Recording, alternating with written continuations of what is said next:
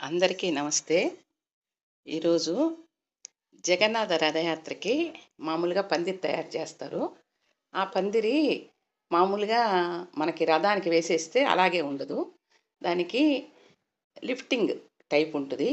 ఎందువల్లంటే పురవీధుల్లో ఊరేగేటప్పుడు కరెంటు వైర్లు, డిష్ వైర్లు ఇలా తీగలడ్డం వచ్చి ఆ రథం పైన గోపురానికి తగిలితే ప్రమాదం జరిగే అవకాశం ఉంది కాబట్టి ఈ రథానికి వేసే పందిరిని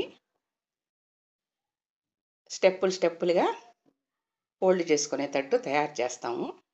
చూడండి, ఇది పైకి లిఫ్ట్ చేస్తున్నారు స్టెప్పులుగా. మనకి తీగలుండే హైట్ని బట్టి దీన్ని ఉంచుతారు. అలాగే మనకి కరెంటు వైర్లు అవి లేంటే మామూలుగా ఫుల్గా లిఫ్ట్ చేసేస్తారు. ఈ పందిరికి దాదాపు 60 నుంచి 70 మీటర్ల క్లాత్ పడుతుంది. ఇది తయారు చేయడం కూడా చాలా టెక్నికల్గా తయారు చేయాలి. ఇలాంటి గొప్ప అవకాశాన్ని ఇస్కాన్ టెంపుల్ వాళ్ళు మన సునీత సేవా సంస్థకి ఇచ్చారు. మన సునీత సేవా సంస్థలో ఇలా చూడండి, ఇప్పుడు డౌన్ అవుతుంది.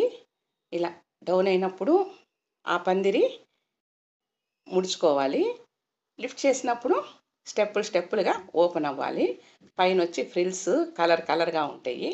ఇలా ఈ పందిరిని తయారు చేయాలి.